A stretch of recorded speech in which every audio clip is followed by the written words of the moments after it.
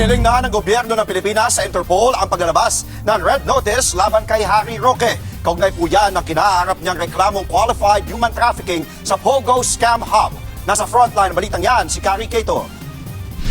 Kinumpirma ng Presidential Anti-Organized Crime Commission o PAOK na humiling na ng red notice ang Pilipinas sa International Criminal Police Organization o Interpol laban kay dating presidential spokesperson Harry Roque. Ang red notice ay international alert na ipinadadala sa mga bansa para hanapin at arestuhin ang isang tao. Kabilang daw sa mga batayan sa hiling ang pagkakasangkot umano ni Roque sa Pogo Hub scam na Lucky South 99 sa Pampanga. Dalawa ang basis po natin for requesting an international arrest warrant, a red notice, yung warrant of arrest na inisyu sa kanya para doon sa isinampa naming qualified trafficking in persons charge based on the Porac Pampanga raid. Pangalawa po, arrest warrant ng Manila RTC para doon sa kasong isinampa ng NBI for inciting to sedition.